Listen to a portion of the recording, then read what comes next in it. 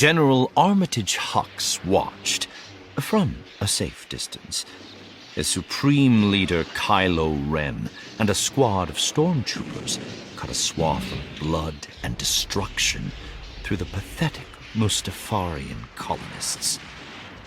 Ren was a blunt instrument, a mindless dog whose current obsession was putting all the First Order's plans behind schedule.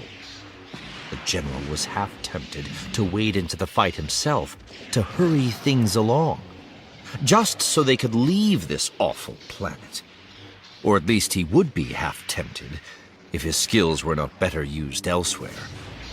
Best if Ren did all the dirty work. Hux was too valuable to risk. He's almost beautiful to watch, mused Allegiant General Pride, standing tall beside him.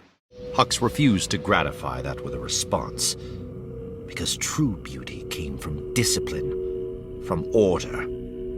So it was almost against his will that he found himself mesmerized as Ren met a barbarian's charge head-on, cloak flowing, mist swirling around him. The glow of his lightsaber occasionally snagged on his cheek scar, making it appear as though a crack of glowing lava slashed his face. It was like something out of a dream, or maybe a nightmare. Silence around the table. Green liquid oozed from the alien's head and pooled on the surface. Hux refused to look at it, instead staring fixedly at Kylo and his mask.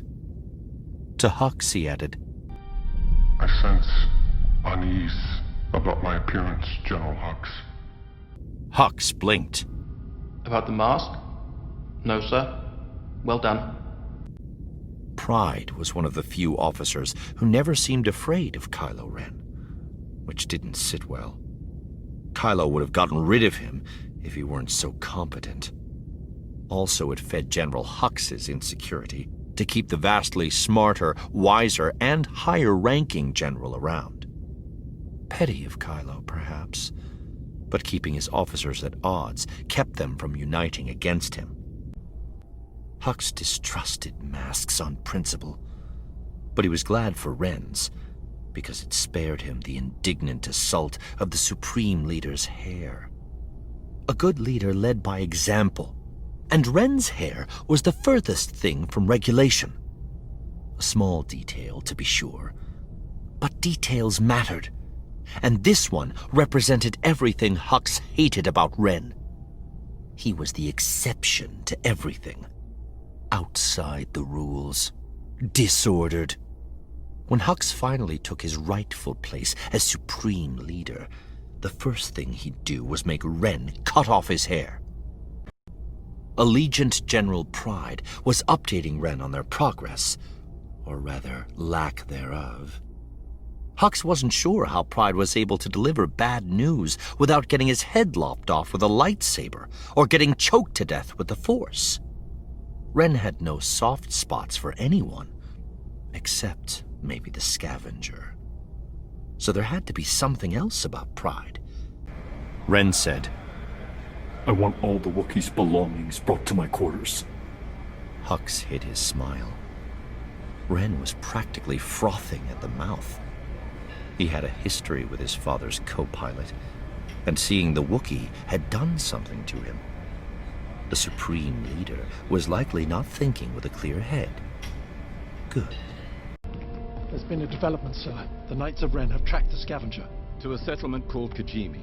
Shall we destroy the city? Ren stuck a long finger in Hux's face, effectively shushing him. Set a course for Kijimi, he said.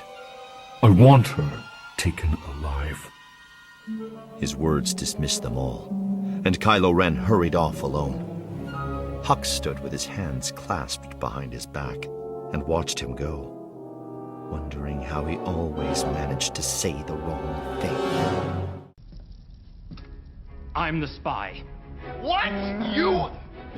Why are you helping us? I don't care if you win. I need Kylo Ren to lose. Yes, sir. His last thought was of the scavenger. He hated that girl. She had ruined everything. Yet over and over again, she had faced Ren and survived. It gave him one bright, shining spark of hope against the oncoming dark. Ren might still lose. Then that spark, too, was consumed by darkness. And Hux knew no more.